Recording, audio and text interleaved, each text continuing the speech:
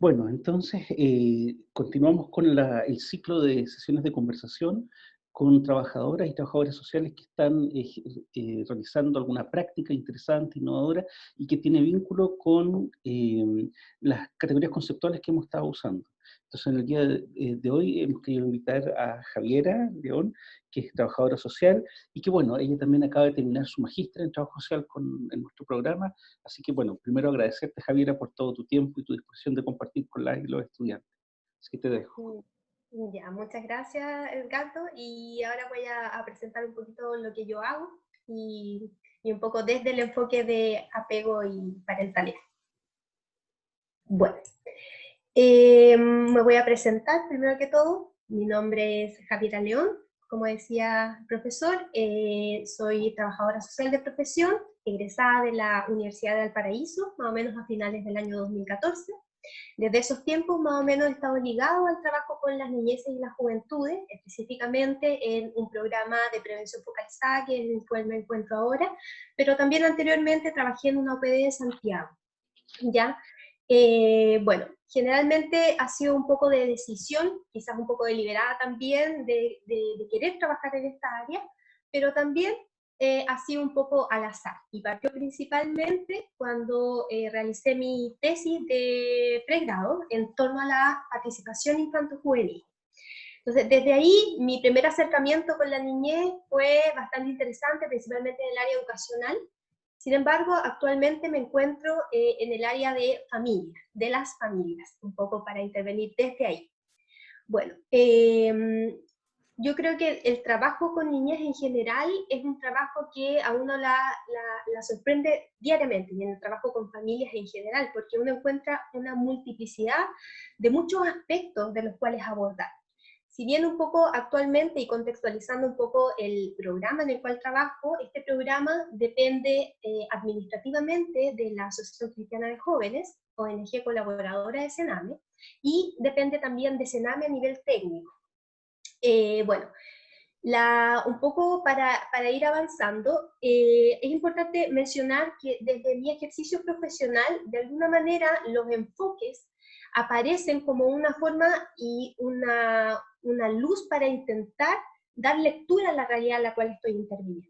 Por tanto, de los PPF, desde sus bases técnicas, utilizan y de alguna manera van normando el trabajo que se hace con los padres, las madres y los adultos cuidadores que se encuentran a cargo de niños, niñas y adolescentes en situación de vulneración de derechos.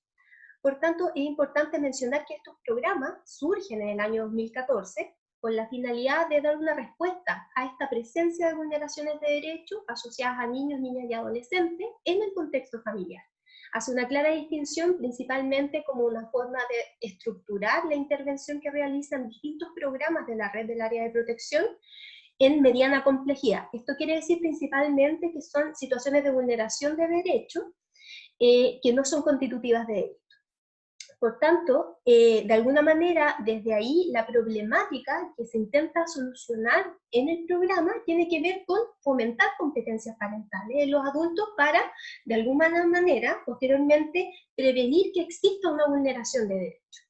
Por tanto, bueno, en el equipo, eso es como el marco un poco de las orientaciones técnicas que me dicen lo que tengo que hacer de alguna manera. Pero cuando uno está inserto en los procesos de intervención, el componente de la reflexividad de alguna manera a uno le va dando un sentido, y de esa manera uno va viendo que hay otros objetivos que también se van trabajando. En este caso, uno de los objetivos que a la par se trabaja de competencias parentales tiene que ver con el fortalecimiento de los recursos de los niños, ¿ya? El apego, y generalmente este enfoque del apego, de las competencias parentales o de los estilos de crianza, de alguna manera son un recurso muy importante para trabajar con los padres en torno a una posible, en este caso, desarrollo de sus habilidades para mantener el resguardo y el desarrollo de los niños.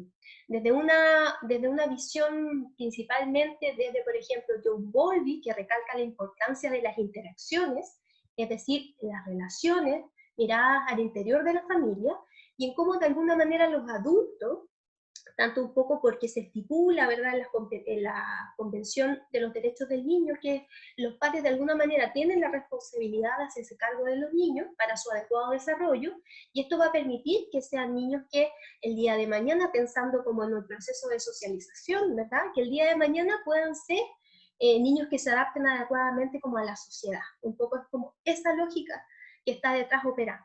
Entonces, de alguna manera, esta teoría de apego se centra principalmente en el vínculo que puedo mantener, ¿verdad? Y en un ámbito afectivo que de alguna manera es bastante novedoso para nuestros tiempos si uno hace una lectura más de larga duración, en ver que anteriormente quizás en las familias no existía ese componente, o sea, uno no se fijaba más que no existiera, sino que no se fijaba muchas veces en cómo era el rol de cuidador de los padres para garantizar un desarrollo adecuado de los niños. Y de alguna manera, estas teorías del apego principalmente en la focalización en torno al vínculo y efectivamente en esta capacidad más nutricia de los padres de entregarle un soporte emocional a sus hijos, viene un poco a delinear el marco en el cual yo estoy interpretando esa intervención que voy a realizar con esas familias o esas familias que ingresan al programa. Entonces, el programa, si bien tiene la finalidad de y en realidad sitúa el problema de la vulneración de derechos, de alguna manera las competencias parentales de los padres al interior de la familia vienen a ser un componente significativo en esa restitución de derechos. ¿Ya? Entonces, desde este enfoque nos centramos principalmente en el proceso de desarrollo del niño, principalmente con el aporte de las ciencias, que se llaman las ciencias del niño, principalmente la psicología, la neurología, la sociología por algún lado también, en donde es una mirada un poco más tradicional, quizás, de esta perspectiva futura de los niños para ser, digamos, para que el día de mañana sean adultos responsables y un poco partícipes de la sociedad. Entonces, de alguna manera, la teoría del apego en general y el trabajo que realizamos nosotros en talleres, en intervención directa con los papás y con las mamás, bueno, principalmente hay como más, generalmente la categoría de cuidado está más en torno a las mujeres, sigue ahí estando como un invariante, ¿verdad?, a nivel familiar, que de repente hay que hacer muchos esfuerzos para garantizar que este rol más tradicional en donde existe esta madre cuidadora y el padre que se destina más al tema de ir a, por ejemplo, a trabajar, ¿verdad?, este rol más como de alguna manera más orbital del tema de la protección, ha sido un desafío importante que después lo vamos a abordar posterior. Entonces, de alguna manera, la teoría del apego propone que en la familia existe esta capacidad, principalmente de los adultos a cargo, de contribuir al adecuado desarrollo biopsicosocial de niños, niñas y jóvenes, ¿ya? Mediante la vinculación afectiva, como decía anteriormente, y principalmente poniendo esta categoría de afectividad o de la relación vincular como una necesidad principal, ¿ya? Que quizás no está netamente, ya, no basta solamente tener las condiciones materiales de existencia, no basta tener quizás que el niño viva en un ambiente que tenga acceso, digamos, a servicios básicos, sino que hay algo que está sucediendo ahí que tiene que ver con las relaciones interpersonales, ¿ya? Entonces, de alguna manera, la relación que se hace, por lo tanto, desde este enfoque del apego, es que para el cuidado y el desarrollo de cualquier ser humano, en este caso focalizado porque el programa está destinado a este sector de la población, es principalmente y significativo en los primeros años de vida, ¿ya? Entonces, desde ahí, tempranamente los padres deben ser, un poco porque el Estado da esa responsabilidad a la familia, ¿ya?, de que en el espacio, ¿verdad?, más privado, aunque tiene influencias del espacio público, obviamente, porque de ahí, de alguna manera, nos dicen que eso hay que hacer, y eso deviene también de una forma en cómo se está observando a nivel más macrosocial la familia. Entonces, de alguna manera, se le encomienda esta tarea a los padres, y los padres son un poco los responsables de poder generar. Desde un enfoque que sería como el de la parentalidad positiva, ¿verdad? Y esto aparece en el marco, si podemos observar la línea y los objetivos de trabajo de los programas de prevención focalizada, están claramente señalados, ¿verdad?, en sus orientaciones técnicas, los enfoques, como el de apego, por ejemplo, o, bueno, teorías principalmente como de la parentalidad positiva, que enfatizan el rol de los padres frente a la vulneración de derechos, Entonces, las relaciones familiares es un componente muy significativo en la aproximación al fenómeno de la familia, desde los programas y principalmente desde el enfoque del apego. ¿Ya? Aquí también se juega no solo que los adultos a cargo se hagan parte de la crianza y ejerzan su rol de cuidadores, sino que también se pone en juego el desarrollo emocional, psicológico y evolutivo, desde como una mirada más evolutiva del niño, niña y adolescente. ¿Ya? Por un lado, bueno, Barudi, ¿verdad?, propone y se van como entremezclando estas capacidades de alguna manera más vinculares que se le va trabajando con los papás y las mamás en la intervención, se va de alguna manera también poniendo y superponiendo el concepto de las competencias parentales, ¿verdad? Las competencias de tipo vinculares, las competencias de tipo afectivas, proteccionales, reflexivas, que de alguna manera van a dar un soporte, ¿verdad? Y van a tratar de entregar capacidades prácticas, ¿ya? Del saber hacer para esos padres y para que de alguna manera tengan un adecuado, por un lado, un control de lo que está pasando con sus hijos y por otro lado, también un rol más educativo, ¿ya? Bueno, las competencias parentales, principalmente, como señalaba, pueden ser de tipo más formativa, que van a entregar orientación, ¿verdad? O de tipo más emocional, entre comillas, más vinculares, que podrían entregar, por ejemplo, el concepto de mentalización, que es ponerse como en el lugar del otro, del niño, saber cuáles son sus requerimientos, y eso es lo que trabajamos netamente también en el programa, es decir, que los adultos no solamente sepan porque existe una exigencia de que ellos tienen que cumplir con ciertas categorías o ciertas características para ser, como entre comillas, buenos padres, sino que también debe existir un componente emocional que vincule a ese padre con ese hijo y el trabajo de alguna manera les haga sentido. Entonces, desde los PPF, si bien desde este enfoque se trabaja principalmente como con la autoridad parental y son como, por decirlo así, unas escuelas para padres en donde los padres vienen, uno les enseña principalmente como esta teoría de la importancia de los vínculos en la temprana edad, posteriormente la importancia de que, por ejemplo, el niño vaya a la escuela o sabe que los niños tienen derechos, o por ejemplo que sepan cosas tan básicas como los hábitos, de repente algunos valores que se van forjando en este contexto familiar, que es como el primer contexto y contenedor del desarrollo de cada uno, digamos. Entonces desde ahí sucede que, bueno, y desde ahí fue como mi inquietud en esta posición muchas veces de poder reflexionar la intervención que uno realiza, ¿verdad? En esta intervención en donde uno quiere necesariamente cambiar algún tipo de situación, ¿verdad? Tratar de ser un agente de cambio acompañando a ese adulto, en este caso adulto o adulta responsable, para llegar a un fin, ¿verdad? Ese fin puede estar permeado por muchos factores. La idea, yo creo, y la importancia que va, sobre todo en el trabajo con familias, tiene que ver con intentar generar, ¿verdad?, espacios reflexivos que me permitan saber que si bien hay enfoques o hay una orientación técnica que va a delimitar muchas veces o va a orientar mi intervención, a veces hay factores que están a la base y que no son tan visibles a primera.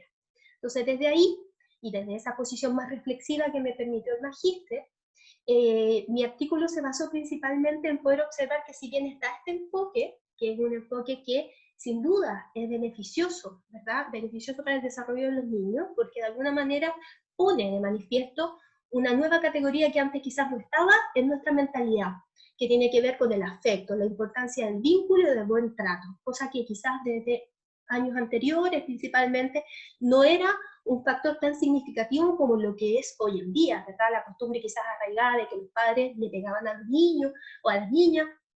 Ya hoy en día esa forma de interacción a nivel social no está bien vista, pero no está bien vista no porque sea algo aleatorio o al azar, sino que tiene que ver también con ciertos marcos de donde nosotros estamos leyendo, y ciertos soportes que muchas veces vienen de marcos internacionales, por ejemplo, como la Convención de los Derechos del Niño u otros acuerdos que ha suscrito Chile, y desde ahí, ¿verdad?, nuestra política interna intenta hacer como un cierto nexo, ¿verdad? Y poder intentar replicar, ¿verdad? Y operacionalizar parte de esos principios tan importantes en torno a la protección de la niña, ¿ya? Entonces, desde ahí, mi inquietud, ¿verdad? Y mi reflexión partió desde que efectivamente está este enfoque que trabaja ese factor muy importante. Al parecer, hay otro enfoque que queda un poco como a la deriva, ¿ya? Y me refiero principalmente al enfoque principalmente de los niños, niñas y adolescentes, que tiene que ver con el enfoque de la convención, principalmente el enfoque de derecho. Entonces, a partir de ahí, yo observé, ¿verdad?, en mi artículo, que al parecer en estos programas que siempre uno inmediatamente los asocia a un trabajo con niños, niñas y adolescentes en situación de vulneración de derechos, al parecer se han ido transformando más en escuelas para padres, lo que no es malo, ¿verdad? O sea, aquí no hay que darle una categoría de bueno o malo, sino que de todas maneras va a ser significativo para el trabajo con los niños, pero de alguna manera está invisibilizando otro aspecto. Y lo que pasa muchas veces en el programa en el cual yo trabajo es que se trabaja mucho las competencias parentales, pero de alguna manera los niños pasan a un segundo plano. ¿Por qué? Porque la lectura que se hace en estos programas principalmente, y respaldado también porque se centra desde, si uno puede decir, a nivel más teórico, metodológico, principalmente de estos enfoques que van más relacionados al desarrollo de los padres como cuidadores y no tanto a la restauración del derecho vulnerado desde un enfoque de derechos humanos, principalmente operacionalizando los artículos de la Convención. Entonces, desde ahí surge mi inquietud de ver que hay un segundo objetivo de trabajo, al fin y al cabo, en esta intervención que realizamos, y que tiene que ver con que dejamos un poco de lado los niños, niñas y adolescentes y solamente fortalecemos sus recursos, pero no en todos los casos advertimos qué derecho ha sido vulnerado netamente tal. Entonces, desde ahí, y a modo un poco de contextualizar por qué surge la importancia también de ver este otro enfoque, tiene que ver con que principalmente, bueno, en los años 90, principalmente Chile ratifica la Convención Internacional de los Derechos del Niño, lo que conlleva también una apuesta por un cambio de paradigma, ¿verdad? De una situación quizás más irregular, en donde el rol de cuidado, pero más de cuidado de control, estaba ejercido sobre, digamos, la familia y principalmente sobre los padres, ¿ya? Pero no teniendo en consideración quizás estos aspectos más sutiles de lo que hoy día podemos entender. Entonces, desde ahí, el derecho moderno ha puesto en el centro, ¿verdad?, al sujeto niño, niña y joven, instaurando dentro de sus prioridades la protección y restitución de sus derechos vulnerados, asumiendo, ¿verdad?, un cambio significativo de paradigma hacia la protección integral. Entonces, la convención de alguna manera viene a hacer como esta cuna del bienestar y apuesta también por cambios culturales y cambios a nivel de política pública, ¿ya? Que realmente son un poco nuestras orientaciones y la base del por qué se crean programas como los de PPF. O sea, existe una lógica, existe un pensamiento del por qué un programa hoy en día, supuestamente de parentalidad, va a ayudar a la restitución de un derecho vulnerado, que no sea constitutivo en este caso de delito, porque existen otros programas que también contribuyen y dan respuesta a ese tipo de vulneración. Dentro como de la mediana complejidad, que es la que un poco se nos encasilla y cada uno puede hacer su lectura, es importante saber que como apuesta yo intenté tratar de fisurar un poco ese tejido tan de repente que nos da, o que de repente uno en la práctica no es capaz de advertir, en donde uno como que lee las orientaciones técnicas, ¿verdad? Te dicen, mira, estos son los enfoques principales, y así se hace, y uno por el ritmo del trabajo a veces no tiene el espacio muchas veces para replantearse. ¿Será adecuado lo que estoy haciendo? ¿Necesitaré ver otros aspectos? ¿Necesitaré tomar otros enfoques? ¿Un enfoque será suficiente para hacer una lectura compleja de la realidad que estoy interviniendo, o de esa familia, o de ese caso? Entonces, de alguna manera, yo advertí que no era suficiente, y que por eso era necesario darle una vuelta, y esa vuelta tuvo que ver con poder tratar de operacionalizar de alguna manera, de a nivel más técnico, de poder entregar quizás un instrumento como resultado, pero también un proceso de análisis reflexivo acerca de la vulneración de derechos. O sea, por un lado estábamos bien, porque estábamos como trabajando en las competencias parentales, fortaleciendo los recursos de acuerdo a estos enfoques de apego, de parentalidad, qué sé yo, De alguna manera, el trabajo con niños pasaba a ser como algo casi preestablecido. Trabajamos recursos con todos los niños, independiente muchas veces de su situación más particular y el componente más situado.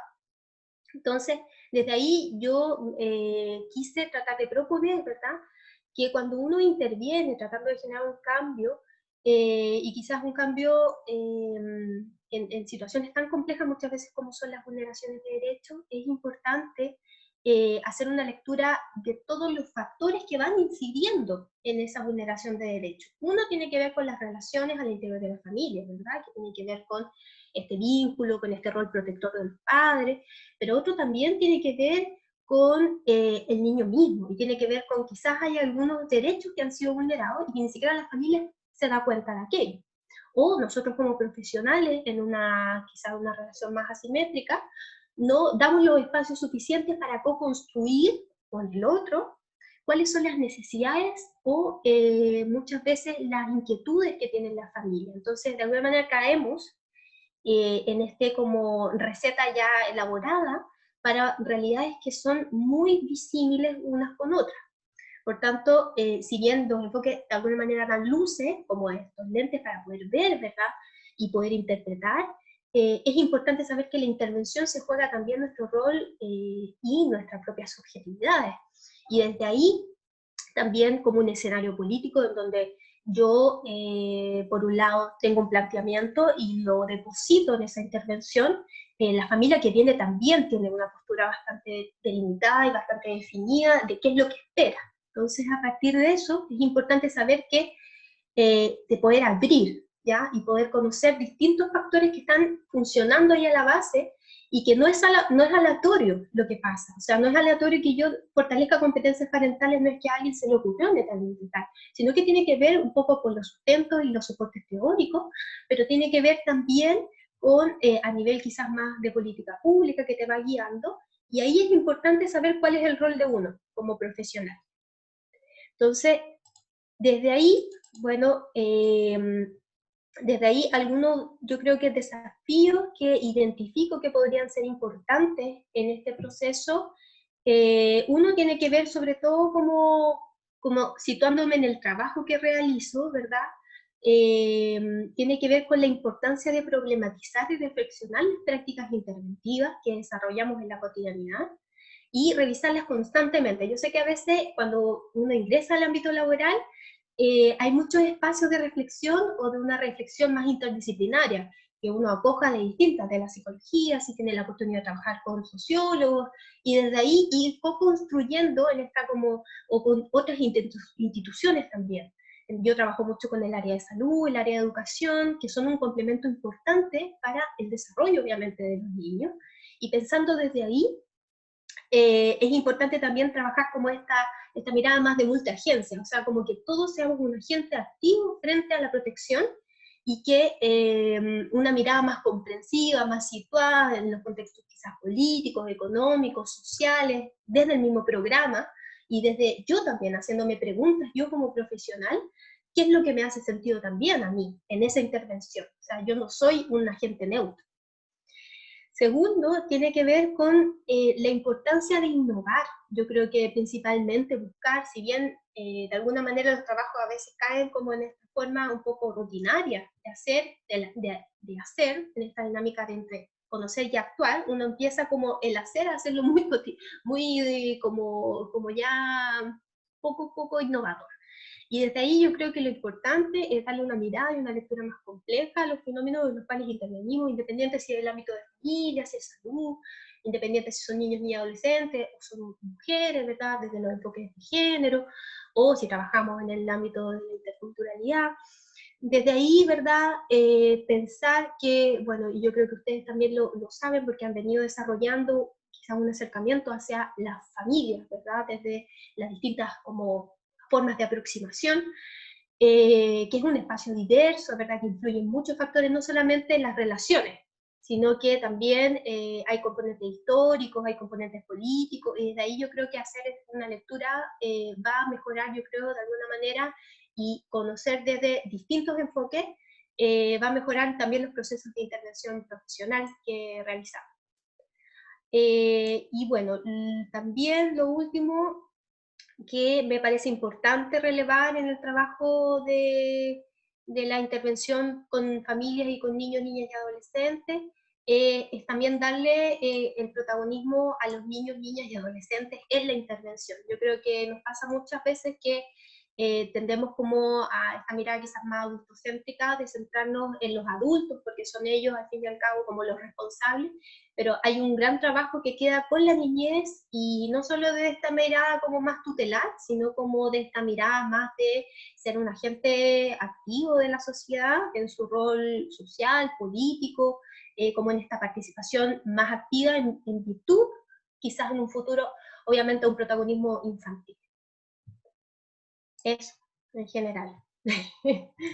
Mira, muchas gracias. Muy rápido, profe. No, esto muy bien. Tal vez algunas, como tal vez es interesante como Javiera también nos pone como un escenario, si ustedes se fijan, pone, bueno, un escenario político, político legal, nacional e internacional, pone unos modelos, ¿no? Y unos lentes, nos pones el ejemplo de lentes, que nos permiten hacer hipótesis de trabajo, pone el tema de la reflexividad, muy interesante, que, ¿no? Que sería justamente romper ese mecanicismo que ella nos plantea. El tema de lo situado, es decir, que no es particularizar, sino que es imaginar la situación aquí y ahora con sus elementos que nos invitan. Y pone el tema del protagonismo, ¿no? Como los actores, ¿no? En este caso las familias, las mujeres, los hombres, los niños, ¿no? Son protagonistas de los cambios, ¿no? Esta idea de que no es posible hacer un cambio forzado si el otro no le hace sentido, ¿no? Decía ella. Ahora, eso es como un elemento interesante que tú pones. Si uno puede pensar, Javiera, que en una lectura muy superficial, ¿no? Uno podría decir que la teoría del apego y todas las competencias son un poco deterministas, ¿no? Lo que ya no pasó, ya no pasó, pero nosotros sabemos que eso no es así, ¿no? Entonces, y tú pones como elemento central el vínculo, ¿no? En este caso, el vínculo entre los adultos y los niños, sean los padres, los cuidadores, ¿no? ¿Cómo ustedes trabajan el vínculo, ¿no? Desde el punto de vista, dado que es un elemento central, ¿cómo ustedes trabajan eso?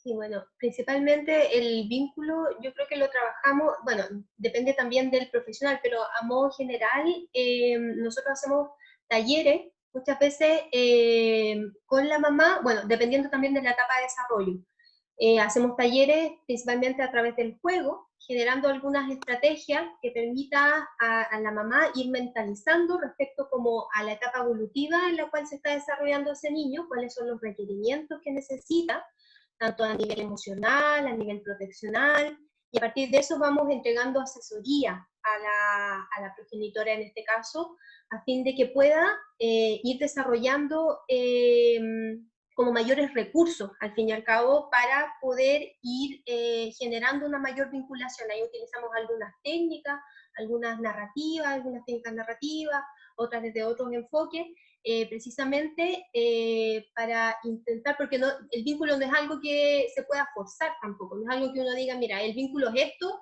y la persona lo va a internalizar e inmediatamente lo va a poner en práctica.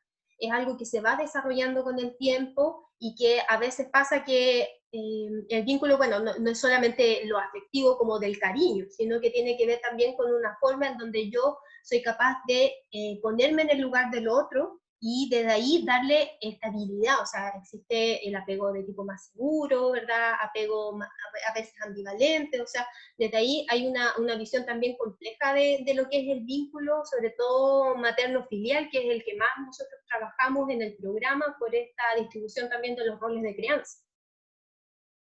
Ahí tú pones un triángulo, o sea, o al menos una trilogía bien interesante. Afecto, vínculo y buen trato, que sería, bueno, siempre hemos hablado que es como una novedad histórica, es todo el buen trato. ¿Cómo ustedes fomentan esta idea del buen trato como un elemento central de estas perspectivas del apego, modelos de crianza? Sí, yo creo que ahí nos amparamos harto en el tema de la convención, principalmente como un soporte de decir, bueno, hay que tratar bien a los niños porque existe como este marco que al fin y al cabo está delimitando o estableciendo que la infancia necesita un buen trato y para su adecuado desarrollo. Desde ahí como que nos posicionamos un poco como programa y enseñamos que, bueno, el buen trato también tiene que ver con esta forma en cómo los adultos son capaces de ver que los niños necesitan, requieren, ¿verdad? Por su situación también, por su situación, no sé si biológica decirlo así, pero necesitan, porque aún, digamos, están en proceso de desarrollo, tener una comprensión de que el cariño, el afecto, el juego, la recreación, el estar presente, el poder entregar las garantías proteccionales van a ser necesariamente importantes para su desarrollo. Entonces, a partir de ahí nosotros igual tomamos como, porque la convención de alguna manera nos ayuda a hacer entender a los padres que hay derechos inalienables de ese niño, que no es que existan como derechos y deberes, o sea, no porque yo tengo el deber de padre de tratarte bien, lo voy a hacer, sino que tú como ser humano tienes el derecho garantizado de un buen trato, y a partir de eso yo te voy a tratar bien porque te estoy viendo como un otro igual de válido que yo. Y ahí entran conceptos como la empatía, por ejemplo, que nos ayudan bastante a poder intentar cambiar un poco esta mentalidad como de que mi hijo es del ámbito privado y yo hago lo que yo quiero un poco con mi hijo, sino que en este caso el niño o niña adolescente es un ser humano y que necesita de, como cualquier otro ser humano, el mismo trato y respeto. Y ahí, ya yendo hacia el final, por un poco por tus tiempos también, bueno, tú avanzaste un montón porque planteaste inmediatamente como algunos desafíos que has podido identificar en tu proceso de intervención, ¿no? Ahí tú avanzaste bien en eso. Y si quisiéramos ponerlo en este contexto que estamos, bueno, conversábamos justo antes que estamos en esta situación sanitaria bien particular que, bueno, nunca nos había pasado, ¿no? Ni situaciones de nuestras calamidades más naturales como terremotos, siempre teníamos la posibilidad de luego de eso salir y justamente generar un vínculo, ¿no? Mucho más cercanos cara a cara. Si tú pudieras identificar dos grandes desafíos que han tenido este tiempo de trabajo de esta forma, ¿no? Mediado por la tecnología, que una cosa nueva también para el trabajo social, ¿no? ¿Qué podrías tú contarnos de eso? Sí, o sea, como para la continuidad del trabajo que estábamos desarrollando, yo creo que tiene que ver un poco con la tecnología en el sentido de que no toda la gente tiene acceso a tener un plan de internet o tener, por ejemplo, los recursos materiales para poder garantizar una intervención, ¿ya? Porque aquí, bueno, de repente lo que nosotros hemos tenido que hacer en este tiempo de pandemia tiene que ver con algunos monitoreos, contenciones, pero sí el trabajo interventivo como de los objetivos quizás del plan de intervención ha estado un poquito más como, no dormido, pero sí un poco más como delimitado. Ahora yo creo que un desafío tiene que ver con que eh, a veces es difícil como, sin como esta institución en el PPF, por ejemplo, que la gente eh, como que tome la importancia del proceso de intervención, a veces como que se pierde en esta distancia de tipo más física, y yo creo que las tecnologías a veces no sé si son tan suficientes como para poder tener una intervención, por ejemplo, de 1 hora, que garantice como la calidad de la intervención.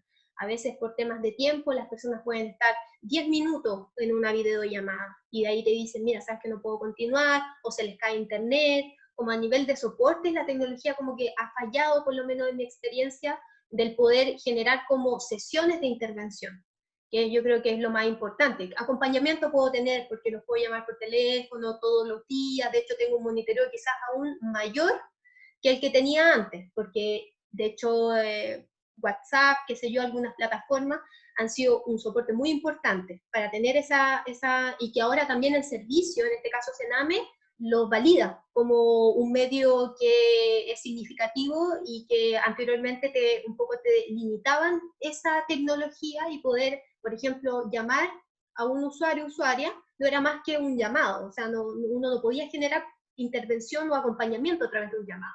Ahora como que se ha ido un poco modernizando eso, pero creo que para sustentar procesos de intervención es complejo, dada la complejidad también que tienen las otras familias. Yo puedo tener quizás internet, puedo tener una buena red de comunicación, en este caso un computador, teléfono, pero pasa en virtud de los casos que ingresan al programa, muchos tienen también serios problemas económicos. Entonces, el acceder a eso está limitando hoy en día sesiones que sean con una mayor calidad, a mi juicio.